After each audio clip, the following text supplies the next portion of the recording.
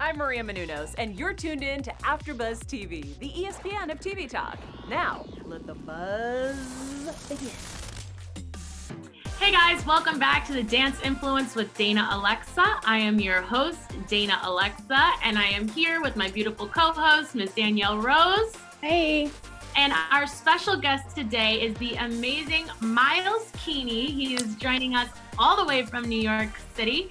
If you guys don't know him, he is a powerhouse, and you're gonna know him soon because he's exploding on social media. His classes are packed out, high energy jazz funk. He's teaching from coast to coast, New York, LA, and everywhere in between. So guys, get familiar with him. He has huge credits like Jason Derulo and Silento, and he's choreographing. And just honestly, when I watch his classes, you can't be in, like, you have to feel inspired to move when you watch him because the energy is through the roof. So Miles, thank you so much for being here with us today. Thank you. Thank you for that intro. That was so sweet. It's all true. And we're so excited because Miles is our first choreographer here from New York. And I just realized my shirt says New York. Yes, that's where you're from. That's where you're from. Yes, I'm from New York. So we're very excited today to give you guys a little bit of an insight on his feeling about living in New York and pursuing his professional career from that coast, because I know it's something that you guys ask me about a lot. And while I do know some about the New York scene, I have been in LA for almost 9 years now. So I'm more of an LA dancer and choreographer. So we're going to pick his brain about that. But before we do, the amazing Danielle is going to put us on the spot with a game. Aren't you? What do you got for us today, Danielle? We're going to do another game of Would You Rather. I think those are my favorite. I'm getting really good at them. So we're going to do it. You can just give a short answer, or if you want to, go in and explain your answer, you're more than welcome to. But I have about 8, so let's get in with the first one. All right. Would you rather have more time or more money? Am I supposed to go first? Who wants to go first? Yeah, you go first. Always. We're very cordial here. We let the guests go. Okay. I would say time. I think, but if you have more time, you probably can do more things that make you more money. So I would go with time. I would say I want more money. Been honest. That's wrong to admit. But guys, I love money. I love the freedom that money gives you. And I think I would need less time if I had more money, because I could just throw money at the problem and I'd have a whole, just a whole staff of people working for me. So I don't need any. Getting it all done for you. Yeah. That's good. This isn't a fun one. I like this one. Would you rather be able to talk with animals or speak all of the foreign languages? I'd speak all the foreign languages. I don't want to know what all these animals are thinking of me. I'm terrified of like a bee, so I'm not. I'd speak every language. He probably's like, oh, he's handsome. He's not even afraid of you. That's what the bee is thinking. He's handsome. Yeah. Buzz. That bee. This is the hardest question in the world for me because it has been my fantasy like my whole life to be able to speak and communicate with people in every language, because you guys know I love to travel. But a year ago, my answer to this question changed when I got my dog Charlie. Because really, I would care more to communicate with Charlie than with any human that exists. So I have to talk with animals for that reason. But yeah, so I would definitely have to pick that one. Plus, that one would be more like a superpower. I guess I could like buckle down and learn all the languages, but I couldn't. Very Eliza Thornberry. Right. Yeah. Like a Disney princess. All right. Would you rather work more hours per day but fewer days per week, or work fewer hours per day but more days? I think especially during this quarantine, I've realized that like I like to have like work days and then chill days. So I've been trying to like kind of put a lot of things in one day. So I would do more hours in one day and have more days off per week. I think me and Miles might be like the yin and the yang. We're like completely we haven't answered the same ones, because I would definitely pick to just work a little every day, because on days I don't have any work and I have no structure, I'm like very like I don't know, I can't even enjoy the day. I'd rather wake up, do something, teach a class, and then be off the rest of the day to enjoy the day than like have days fully off. I don't do well with that, like things like Mhm. fully Right. Okay, would you rather be Batman or Spider-Man? Spider-Man. I'm a Spider-Man Yeah, girl. I'll agree with you there. I would rather be Spider-Man because Batman's really just like a rich guy with like kind of, right? Like he doesn't really have any superpowers. He just has money and like gadgets, I feel. Yeah. Yeah, I think so. I would definitely be Spider-Man. I love him. Okay, would you rather always say everything that's on your mind or never speak again? Ooh. Whew, we're getting deep. My God. I think I would rather say everything that's on my mind. I think not speaking ever again would be impossible. Like, I already say everything that comes into my mouth. that's So that New York sometimes I pay bluntness. dearly for it. So I would obviously pick that one. Okay, okay, that's right. Would you rather spend the day with your favorite athlete or your favorite movie star? And then answer the who it is. Oh my God, I don't know. Ah, I don't know if I have a favorite. It would definitely be favorite movie star because I'm not a big sports guy, but Mhm. I don't know who my. Actually, no, that's a lie. That's a lie. I would do athlete because I really am obsessed with Serena Williams, and I would want to spend a day with her and pick her brain. But I don't really care about tennis either. But I just would like to, hang. Right. Yeah. I would say movie star because I would want to spend the day with Oprah. And I don't think you would really call her like a movie star, but she was in that movie that one time. I think she was in The Color Purple. So I we'll feel like try you can call her everything. She's you everything. can, Right, like right. everything. Yeah. So that's what I would pick. Yeah, that's good. That's a good one. Would you rather live where it's constantly winter or where it's constantly summer? Summer, hands down. I hate the cold, and I live in New York, but That's why I'm here to Interesting. tell you that eternal summer. yeah. No way. All right, and then one last one is: would you rather have many good friends or just one very good best friend? One very good best friend. I think that's more how it is with generally me right now. Like I have my best friend that I've been my Mhm. friend forever, and then everyone else is sort of like a dance friend or acquaintance. Right. It's, I don't have a huge circle that I keep around me, Mhm. I guess. Mhm. I'd have to pick many good friends just because I do have a lot of good friends, like friends that I've managed to stay in touch with since I was just thinking about it the other day. I have like 6 or 7 friendships that are like over the 20-year mark that we've been friends. And so they're not people that I like see Right. every single day or, they're married. So a lot of them live in New York, but they're still like so special to me and our bonds have gone past like decades of time. So Mhm. I would probably pick it for that reason. Yeah, that's great. Good questions, Danielle. Yeah. Spicy. Game show Right. host. Sometimes I make Spicy. her kind of screen them with me ahead of time. When we first started doing the show, I was like, tell me what you might say before, just so that you don't throw us up for a loop. But I've stopped screening her and she's just doing her own thing and she's killing it. You can trust her now. Well, thanks. I'm glad you enjoyed it. It's fun. That was fun. All right, Miles. So it's time to pick your brain. So I want to start with first just talking about, obviously we're all still in quarantine. For us in LA, it's sounding like we may be in quarantine until August. I'm thinking that's not confirmed, right?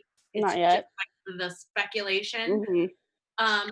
So I know what quarantine has been like here and for the dance scene here, but what has it been like for you guys in New York? How is everybody handling the stay-at-home order? I think the tough part is like, I mean, New York has become like the epicenter of everything, and it's especially in Queens and in Brooklyn. There's a lot of hospitals that have like exclusively been dedicated to coronavirus treatment. The thing is, I think with the weather change here, like people were doing a really easy job of like staying in their homes and not social distancing when it was cold. But like the Mhm. past couple weeks, we've had like some 70-degree days, some really sunny, beautiful weekends, and so it's like you can't expect people to just stay in their apartment all day when it's gorgeous out. So people have been and they tell you if you're distant and you wear a mask, you can go wherever you want. But there's been some people not wearing masks, and it's I feel like 2 months in, there's definitely a little bit more antsiness among everybody, like for a solution. Mhm. And if LA is saying August, I highly doubt New York would be before that, but you never know. It's complicated because like New York City has a lot of cases, but then like upstate New York doesn't, and it's all the same governor. So it's, you know, it's a kind of a complicated situation. I think they're calling for us right now. They're saying LA County, but I know I actually feel like it's getting harder for people in California because due to the stay-at-home order, I feel like I know we have a lot of cases, but I think we've had less than New York and less than people probably anticipated because we're doing all the things to stay home and avoid it spreading and stuff. But I think now at this point, it's been that people have been in lockdown. I've been in lockdown for over 2 months, and I think most of us have as well. But because of the fact that it's not so widespread, we know so few people who have actually been affected that we're like, okay, we're not sick. Nobody we know is sick. Nobody we work with or for is sick. And we still have to stay home for another 3 months, you know? Right. So I think that's almost harder because it's so far from us almost, you know? Yeah. Yeah, and you guys have your cars. Like, I think a lot of it, like, I think New York, it got spread easier because people are just on public transport and close to each other a lot. It's a very, like, densely populated city. And so, you know, just by nature of that can cause things to spread fast. Yeah. And so, you know, so I don't know anyone personally, like a friend of mine or anything that has it, but I've heard a lot of people that, like, you know, by association, or I've seen posts on Facebook and things like that. Yeah, it's definitely a real thing. Yeah. No, it definitely is. It's not that it's not. I think we all know that it's a real thing, but it's just. I think it's easier when it's like, okay, well, somebody I know is affected, or somebody close to me is affected, or somebody in our circle is affected. You kind of feel the gravity of it a bit more. Not that we would ever want that. I'm not saying we want that. I'm just saying, I think it's harder for, especially just seeing now how antsy people in California are getting, especially young people. I think it doesn't really necessarily feel real to them because it's so like removed maybe. But that's a good thing. The reason it's removed and why it's not in our circle is because we've been home and we've been isolated and we've been stopped that way. So that's the hard part about. How do you feel that the New York like dance scene has responded to the quarantine as far as like people teaching online? Is there a lot of that happening, or what's that like?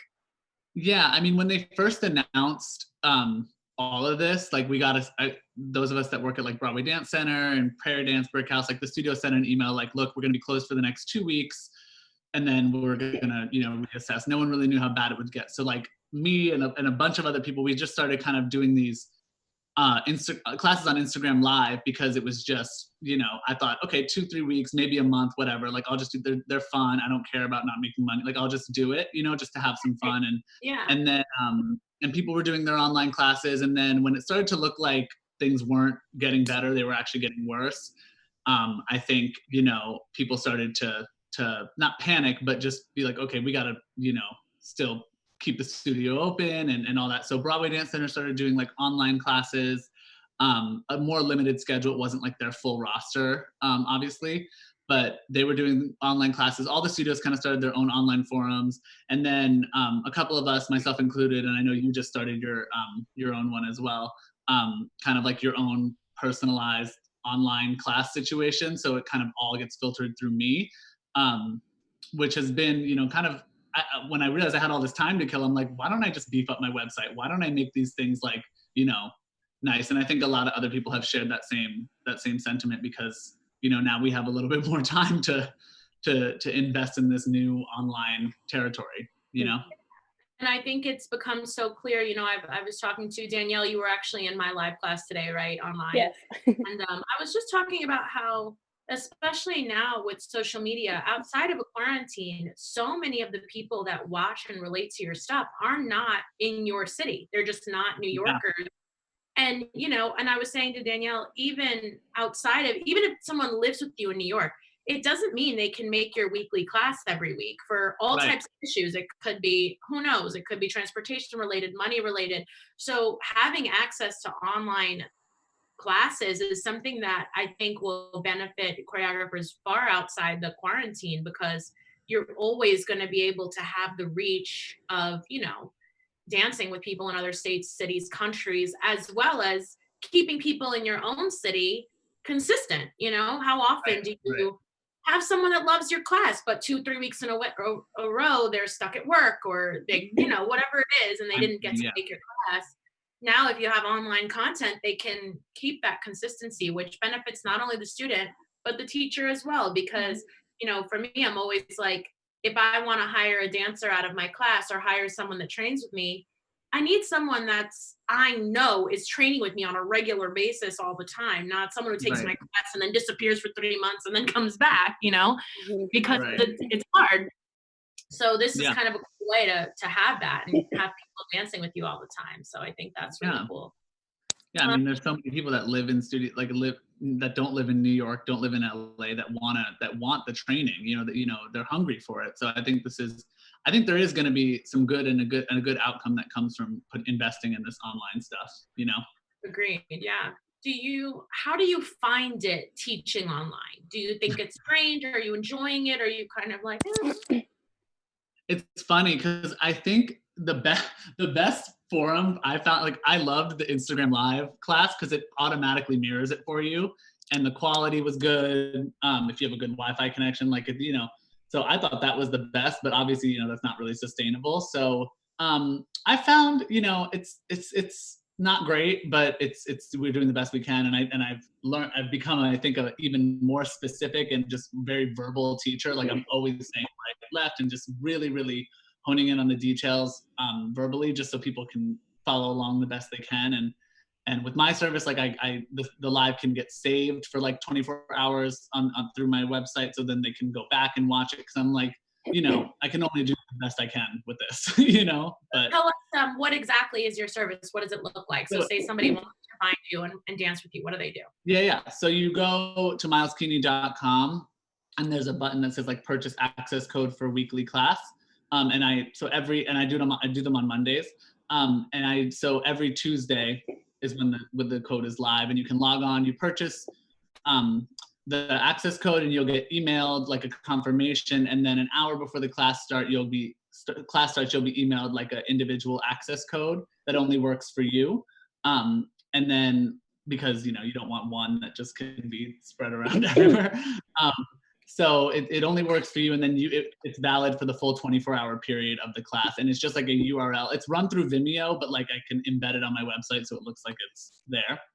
And it's worked out really well. I mean, it's not like Zoom, so I can't watch everybody at the same time and interact with them. When I do like the classes for Broadway Dance Center and stuff, like that's where I get to do the Zoom thing. But I found it's just better to have sort of a live stream going of it.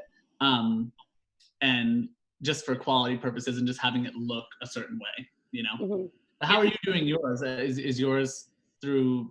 I'm doing so I started a Patreon account, which is basically that people can subscribe monthly to this account. And I did that for reasons of wanting to not only release dance classes, so getting access to a live stream class is just really part of what you get. You kind of also get fitness tutorials, you get meditations, mindfulness videos, and all types of stuff. It's something I've been wanting to create for a while, and something that I eventually want to take on the road as like a live training course. Just something I've always wanted to develop. So I was figured, let me do it now. Let me get it online while I have the time. So you buy your your membership to Patreon for the month, and then you get access to whatever you purchased at each tier.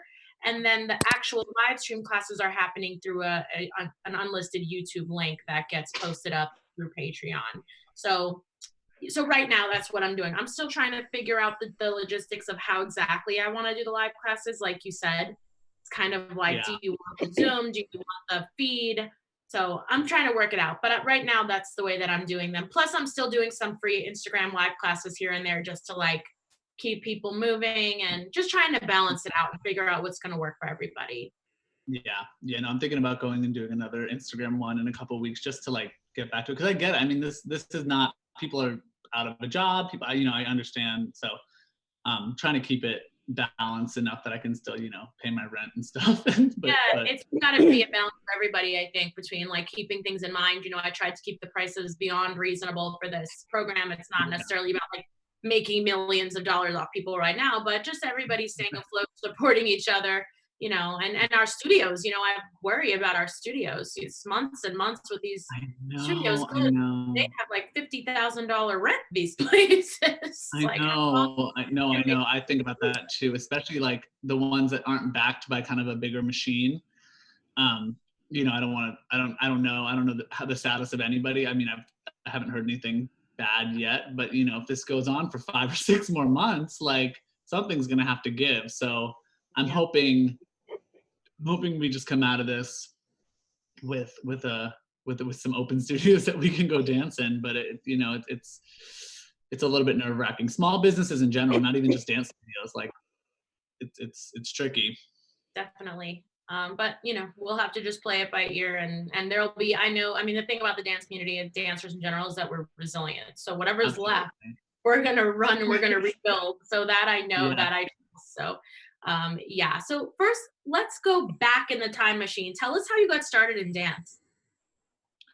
My gosh. I danced like when I was younger, just kind of more recreationally, some competition stuff. And I was always a really, really good student. And I always said I wanted to be a developmental psychologist. Like I wanted to go and do the whole college thing. And not that I never thought of dancing professionally as something I wanted to do, because I think at the back of my head I did, but I had a lot of other interests. And so basically I went to college in Connecticut, where I was able to they had a decent dance program that was more modern and ballet based, and I was able to still kind of dance as I got my degree. But it was, you know, obviously 2 hours away from New York. It wasn't really that close to any, you know, major city.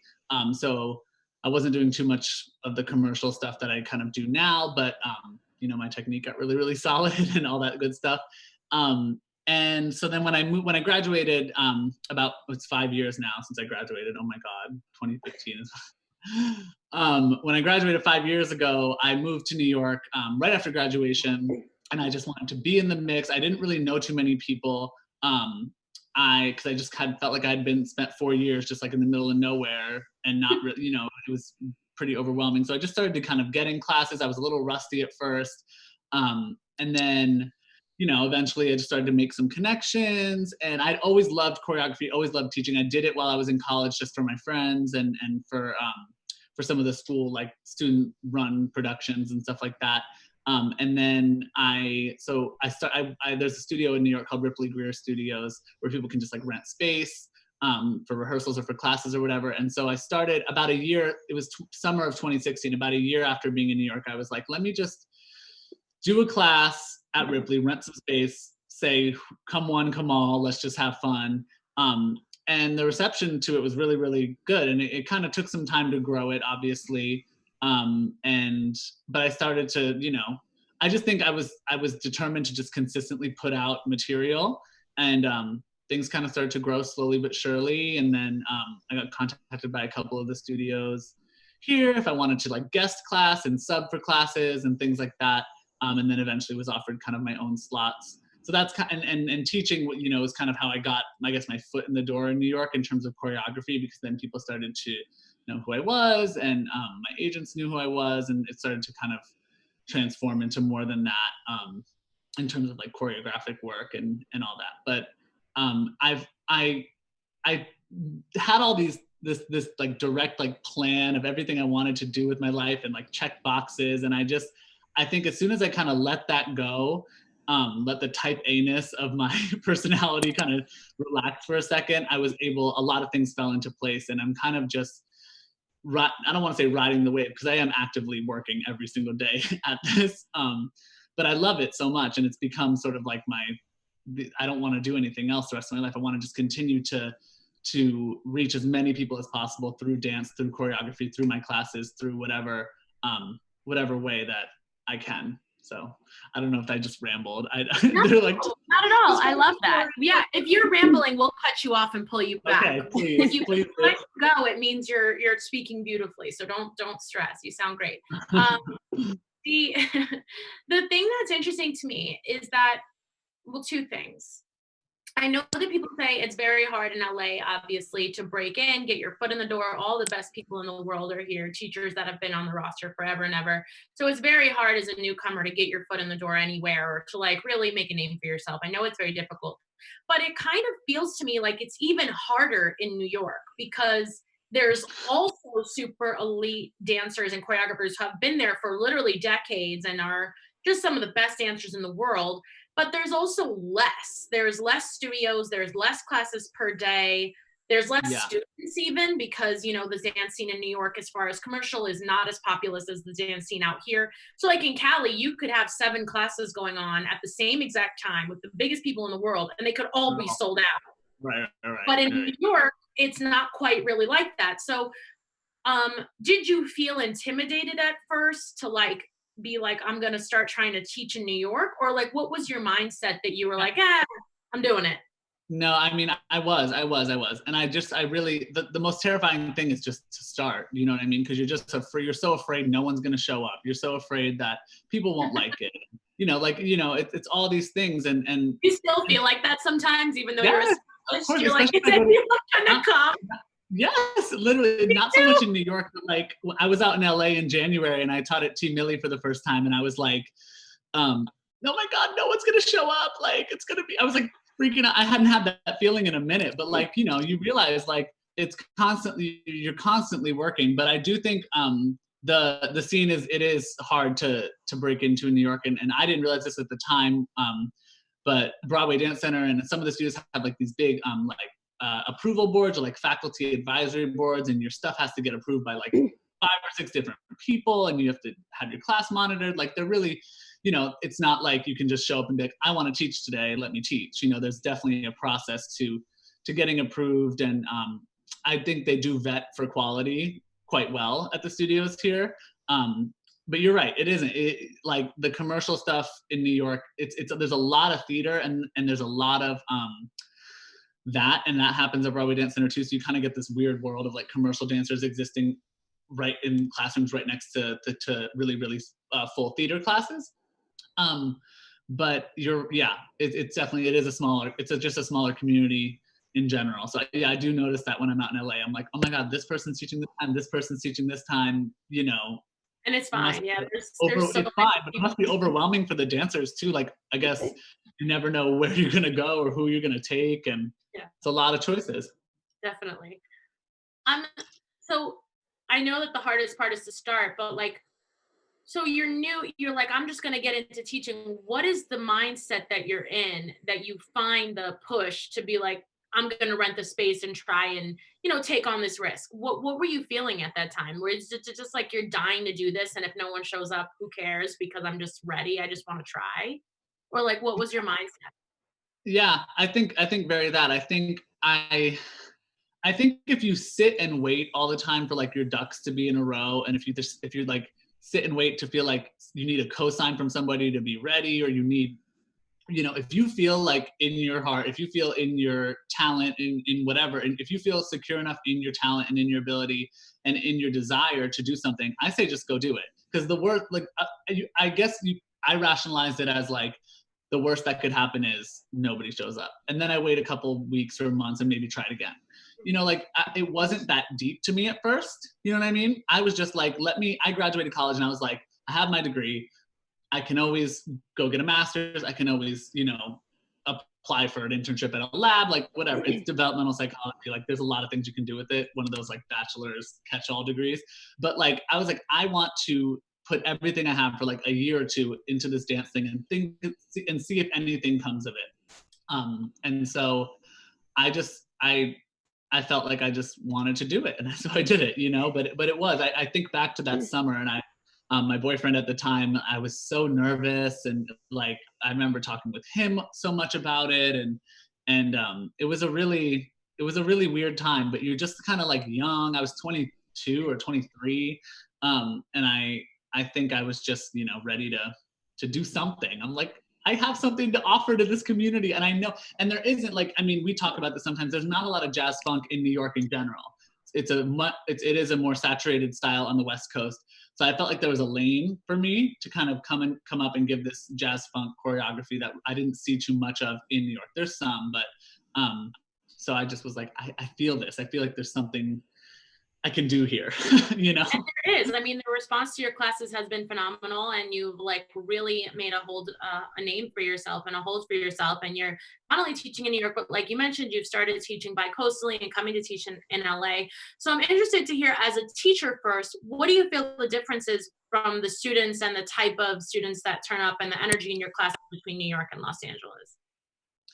Yeah, I think it's interesting. I mean, obviously people know me more in New York than LA. So when I come out there, it's a lot of students that I've never met before, never had in my class before. So there's that like initial wall I have to kind of break over of like, I'm fun, let's have fun, you know?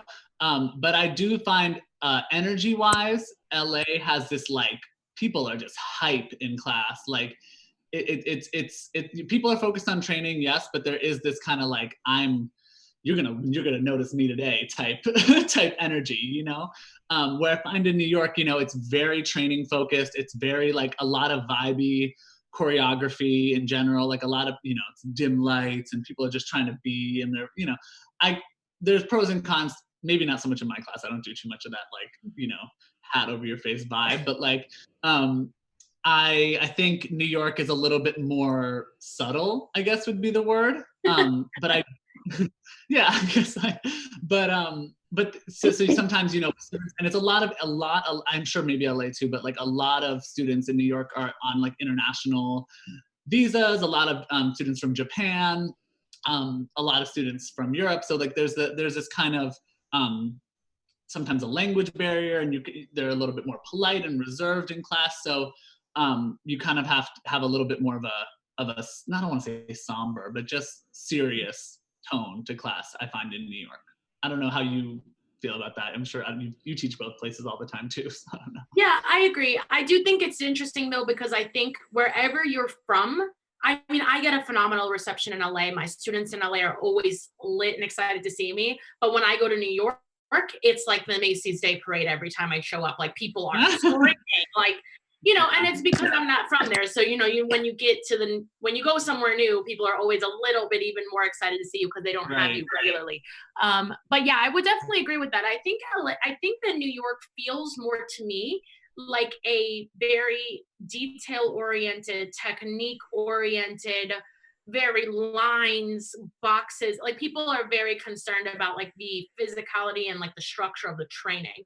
And in LA, people are here to like grow artistry and just like they'll take whatever you give them and they like want to know it generally, but then they want to own it and they want to like make it theirs. And like, yeah, they really want to like make it a whole experience more than anything else. So it's different in that way. I notice even in the types of questions I get in LA, I get a lot more what's the intention and what's the musicality kind of questions because they want to perform it.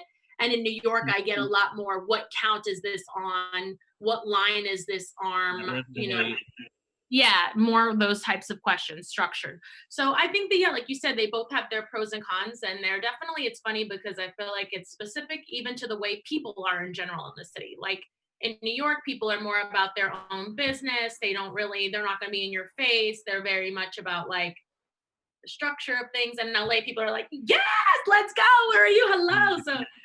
So I think it's like the dance class feels the same way. In New York, it's more just about, you know, mind your business and get your training. Right.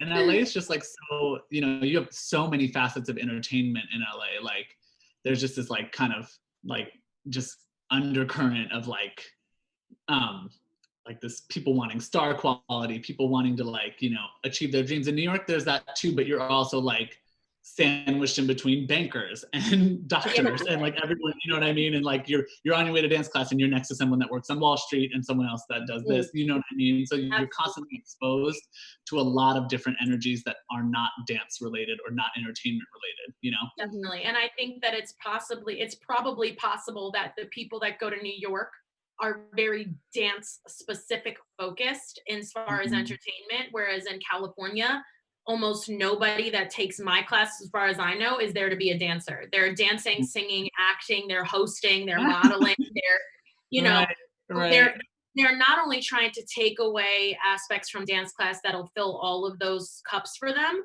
but they're also bringing all of those aspects of personality to class, where they're like, you know, they're a social media influencer and they're doing all these things at one time. So it's cool. It's different. It's definitely different. So I think you also train in both places. So what are your experiences as a dancer? Do you feel that as a dancer too, that you're kind of different in New York than you are in LA? Yeah, I like taking class more in LA than I do in New York because it's teachers that I never get to take, or not never, but like rarely get to take, and I don't feel as like, I guess, known. You know what I mean? Like people do know me out there, but like there is this, because people know I teach in New York and people know who I am. Like when I'm in someone else's class, there's like this expectation or like watch on me, I feel like, from other students and things in the class, not in like a bad way, but just like I feel like this pressure sometimes to like, you better not F this up, Miles. Like, you better do this. Like, you better kill this class. And then in LA, you know, like the pressure's removed. And I find sometimes when that pressure is removed, just from like a lack of notoriety, I guess, I'm able to just dance more freely. Like I took, I took your class, and I took Quran like back to back, or maybe it was a day apart. And they were very different classes, but I just had so much fun. And I was like, and yeah, and like the filming and everything. And like, I do that in New York, but like, I felt, I wasn't even like, I was like, okay, I'm just gonna dance. Like this camera's here. How you doing? Like whatever. But you know, I think as a student, it's yeah, you feel that energy. You feel the difference in energy. But I do love the variety that LA brings and the energy. It's just exciting for me because I just don't live there. You know what I mean? Yeah, exactly. So. And I think it's kind of funny because it's something that I always say to my students and stuff, that they don't really consider what it's like. Because to me, I think great teachers kind of consistently remain students. I'm always a student. I'm always in people's classes as much as I can be. And I do that not only to learn to dance, but to see what the experience is like from a student's perspective, to see what great things another teacher might be doing, or where another teacher might, you know, be able to I can bring some of that into my teaching. So I do it for a lot of reasons, but I say to people all the time, you know, most of the time people come to me and they're like, I'm in class and I don't get noticed. And I'm always like, don't rush that process of being noticed and being so well known, because there's a whole nother level of struggle that comes with that. You know, I always feel it, like you're saying, as soon as I walk into class, everybody's like, Yep. Yeah, you know, they want to know what you're, and there's nothing bad about that. It's just different. I can't really train quietly anymore, or like, you know, feel like I get lost in my own world, because there is always that consciousness of, well, students that train with me are here, so they're using me as an example of how am I taking this class, and they're learning from me learning now. So I'm like, oh, you can't just, you know, go in and really train anonymously when you're in your own city. So I tell people that all the time. I'm like, there's trials at every level. It's great to be noticed. It's great that people want to watch you dance, but it also, you know, brings some pressure. So, and I think the best teacher, like you said, the best teachers are the ones that are constantly training themselves, because I think, and it also, I think it's what prevents like us as teachers and our choreography in general from becoming stagnant or looking the same. Like, you know, you just, even little things like how someone else transfers their weight, or like, oh, I like the way, you know, little small details can really inform or broaden your horizons of how you approach creating movement yourself, you know? Absolutely. Absolutely. So another thing to chat about with you is that you've begun, your social media is consistently growing, but you've begun building a social media following that's really impressive. And it's not as common in New York for people to really be focused on that social media side, or for choreographers in New York to have a following like that. So what do you feel that has, how has that become an advantage to you, or what do you enjoy about having that social media side to complement your, you know, your teaching? Yeah, I mean, I think it definitely helps, and it was unexpected. I think like in like 2016, 2017, when I started to put a lot of content out there was just, I don't know if it was easier for stuff to go viral back then on Instagram, or was, because there were like a bunch of early videos that I put out, like to some, like it was like Shape of You, Ed Sheeran, and something else, like another thing I taught to, and they like got hundreds of thousands of views, and I got all these initial followers, and then, you know, it did help. I didn't really know what to do with it. You know, I was just putting out stuff because I liked it. And you know, you kind of roll with it. And then I find now like things are not as, you know, Instagram, the whole format and algorithm of Instagram has totally changed, you know. So it's a different ball game now, and I don't really focus or care about that, you know, about whether my video goes viral, whatever that means, you know.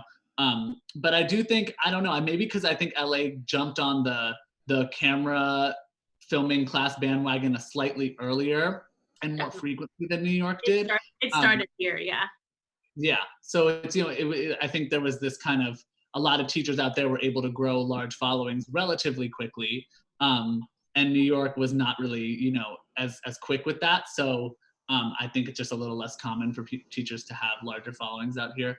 But it's nothing about it has ever hurt me, I guess. You know what I mean? So I don't have some crazy, I'm not like, you know, I don't got all the, you know, you see all comparison, you compare people and it's like, I don't feel like I have this huge following. But you're right, it is, you know, you still, like, people are looking at what you do, and whether if you have 1,000 followers, that's still 1,000 people watching what you do. You know what I mean? And so it can be a great tool, and then they can share it with their friends, and it's good. It's not that deep to me, social media. You know what I mean? It's a tool. It's something you can use to help you to get your material out there. But if it's not backed by something with heart and something solid, you know, I think that can be felt sometimes, you know? Yeah.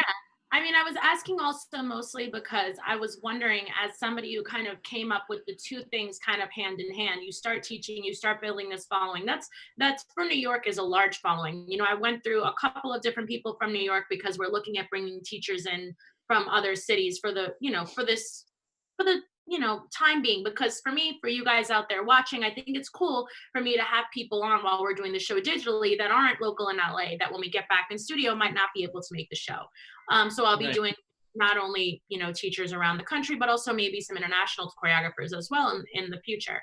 So I was looking at people's numbers just to see, because this is a influencer based show, and you by far had more followers than almost anybody else that I searched for that East Coast realm. So that is something to really be impressed with. Whether it's comparatively huge compared to someone else doesn't matter, because it really only matters in your market what you built.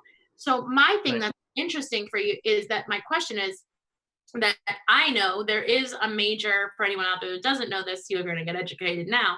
There's always an argument between people who are OG and who are, you know, anti-social media, that are like, social media choreographers are bullshit, essentially. And, you know, I wonder, do you ever feel that maybe you get counted out, or that people see your following and they're like, oh, he just has a full class because he has a following, and they don't even I know that's not true, by the way, that's garbage, but I hear that all the time for me.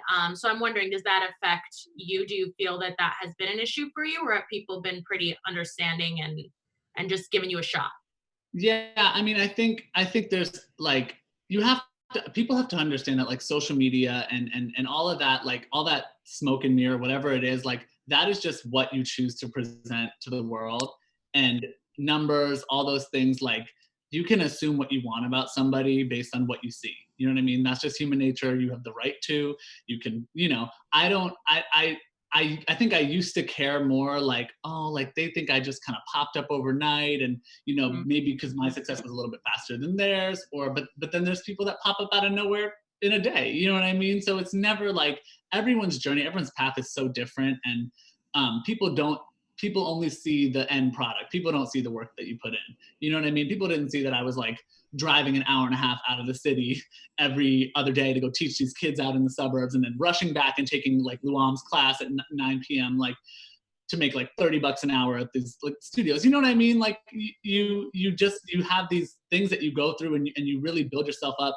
But people see, oh, he has a larger following, his classes are sold out, you know, he just got lucky with social media. And it's just not the case. You know what I mean? I think maybe for some people that is the case, and more power to them. I don't hate on anybody for what they've accomplished or what they've done with their time and with their following. But you're right. I do think some people that aren't maybe as present as on social media do kind of scoff at it or look down on it.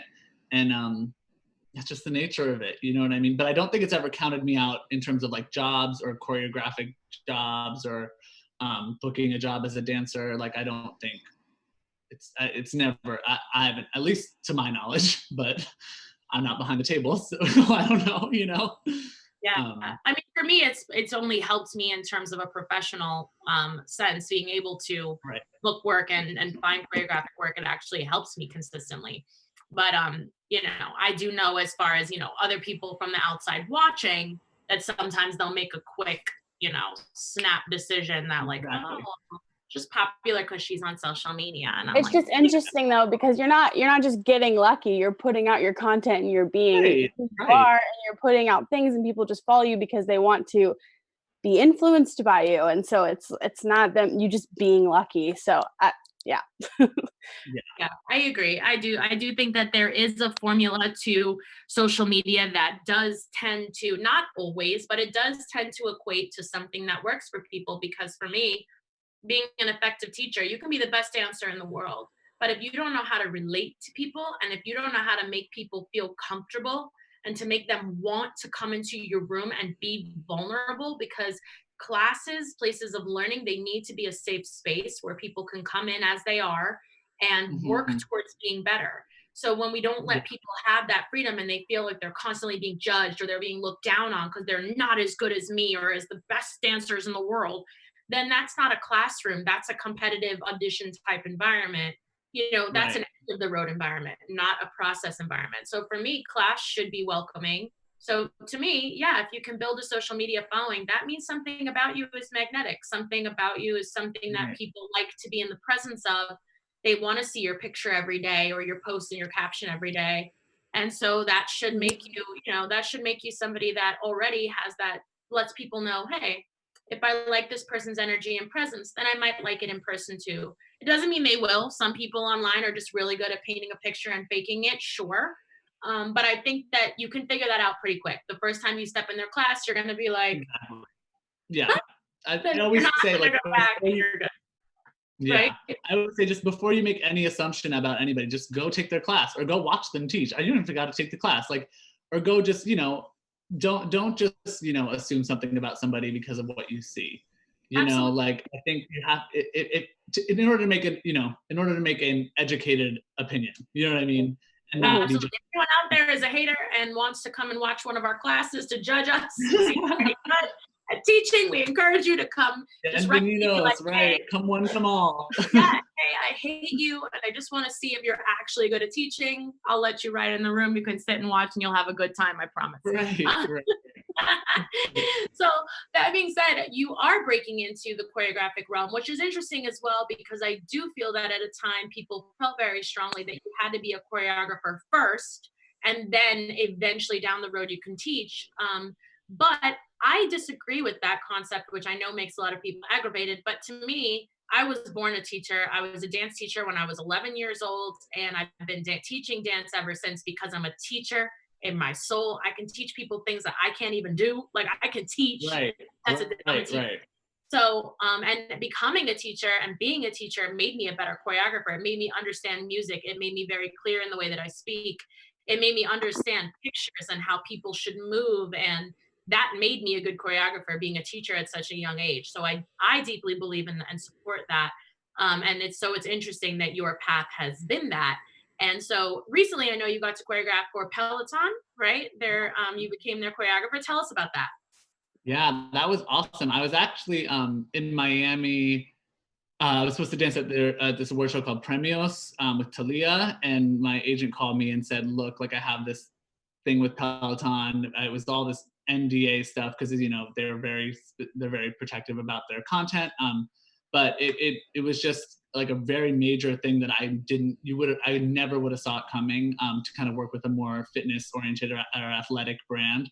Um, um, and it happened literally like right before quarantine. Like, we wrapped the series the first week of March, like the end of the first week of March. So literally right before, like, it couldn't have happened at a better time because, you know, it wouldn't be happening right now. So it was a really awesome, beautiful experience. But I agree with everything that you said about there's no one path. I don't feel like you need to be a choreographer to be a good teacher. I don't think you need to be a teacher to become a choreographer. I don't think every dancer is a good teacher. I don't think every teacher is a good dancer. I think there's a room and a lane for everybody, and you are the only one that can know what that looks like for you. So I totally agree. You know, and screw someone who, Absolutely. if they agree differently, like, that's their opinion. You know what I mean? They're not as long as they're not actively stopping your bag or your hustle, like who cares? You know what I mean? How Like, right? Because if you're doing what's meant for you, then no one should really be able to interfere. exactly. But yeah, I just think it's interesting because I hear it so much that people are very opinionated about who should be a teacher and who should be doing what and who's qualified to do what. And I'm always saying to myself, you hear it a lot that people should be teaching only if they could teach you like a vibe and they can teach you artistry and they could teach you all this stuff. And then I always wonder to myself, okay, so when you get to set and they have to teach you choreo, if there isn't someone that's been teaching you how to retain choreography, what are you going to do with a vibe? You're not going to be able to do the job you were booked to do because you have to learn to do choreography and pick it up quickly. So if you want to teach a vibe, teach a vibe, but let somebody else teach an 8 count and let somebody else teach a jazz funk and this and that, because there is going to be a point where people need everything. So teach what you're good at and let people teach what they're good at, and trust that for people that's going to come together into exactly the formula they'll need for their own path. So I'm huge on that. And I'm a huge supporter of you. I love your class. I love everything that you put out, honestly. I really do. I think your energy is really special. And, I always find myself attracted to people who, like you've said a couple of times in this interview, aren't in it for like the fame or the notoriety or the numbers. All that stuff seems to be just a natural runoff from just doing something you're super passionate about and really caring about the people that come into your room. So I see that in you and I really appreciate that in you, which is one of the main reasons I wanted you to be here with us. So thank you for being here today. Of course. No, and all the same to you. Like, I remember the first time you came to New York in 2016, I took your class for the first time. Not the first time you came to New York, first time I took your class in New York, and I was just like, I love this girl. She's so fun. So all the same to you, and thank you so much. This is great. It's so great that you're doing this. Like, this is awesome. What an awesome platform. So we love it. We're very happy with this show. But before I let you go, I do have one final question for you that I think will come in handy to anybody out there that consistently asks this question or wonders this question about, LA versus New York and all of that, and maybe moving to New York. Do you have any advice for somebody about, like, you're living in New York right now? What is that like? What should people do or prepare or look into if they want to come and live in that city? Yeah, it's it's a beast. It's a very, very intense city. It's a very expensive city. Like, save up money before you anywhere. LA is expensive too, but like, Not as it's bad. Not as bad here. Not as bad, right? Yeah, like you're looking at 1,800 or 2,000 a month for a studio in New York if you want to live alone. Like, it's a lot, minimum. So like you've gotta have your ducks in a row in that sense. You don't want to come here and just kind of squander, because a lot of people do that and then they kind of go back and have to kind of regroup. So have at least like that aspect of your life somewhat arranged before you move out here. And then it's interesting. You have to be ready for a lot of curveballs. You know what I mean? There's a lot of things that can go wrong. There's a lot of things that can go right. There's a lot of people that are doing a lot of different things all at the same time. And you see them, like you're like I said earlier, like you're next to the person that's on their way to their job at Vogue, and then the other girl that's like on her way to work at Morgan Stanley Investment Bank. Like there's so much stuff happening all the time, and so you just have to be ready for it, and you have to be ready to not get overwhelmed by it, and be ready to hustle, because it's not a very forgiving city, But so get your ducks in a row if you're going to move to New York. Make sure you do your research. Make sure you save up a little money. But thank you guys so much for watching us today here on The Dance Influence. I hope that this helped you. If you enjoyed this show, make sure that you like and subscribe and that you give us a comment down below. We'd love to chat with you and hear about your opinions. So thank you guys again. Miles, tell them where they can find you. Yeah, my Instagram is @Miles Keeney, MilesKeeny. That's all social media, YouTube, TikTok, all these things that we do these days. And I teach, right, like in normal life, non-quarantine life, I teach weekly at Broadway Dance Center and at Perry Dance in New York, and I do come out to LA relatively frequently. So hopefully when things go back to normal, I'll be back out there. And in the meantime, you guys can catch his classes online every Monday, right? Yeah, every Monday, 4 p.m. Eastern, yeah. And you can register, even if you can't make the live stream, you can still register and watch it kind of anytime within that 24-hour period. And I post about it on social media every week. Amazing. And Danielle, tell them where they can find you. Danielle Rose 143 on Instagram. We love you all. And so you guys know you can find me on Instagram at Dana Alexa _ and same thing on TikTok. Those are my two main platforms right now, but I'm on all social media. You'll find me Dana Alexa. I love TikTok, y'all. Don't even try to onboard me. Oh, it's so much I love fun. TikTok. It's so But thank you guys again. It's the best. It's the best. It's so fun. I don't know. I'm having a good time on TikTok, y'all. So most of my stuff actually is going up there. But thank you guys again for watching. We'll be back next week with a brand new episode of The Dance Influence. If you guys also want to check out my Patreon, is patreon.com/DanaAlexa. It's where I am training you guys. I developed a full training program for you guys, mind, body, spirit, helping y'all 360 degrees. So I hope to see you there in my Patreon community. I love you guys, and we'll be back real soon. Our founder, Keven Undergaro, and me, Maria Menounos, would like to thank you for tuning in to AfterBuzz TV. Remember, we're not just the first, we're the biggest in the world, and we're the only destination for all your favorite TV shows. Whatever you crave, we've got it. So go to AfterBuzzTV.com and check out our lineup. Buzz you later. The views expressed herein are those of the hosts only and do not necessarily reflect the views of AfterBuzz TV or its owners or principals.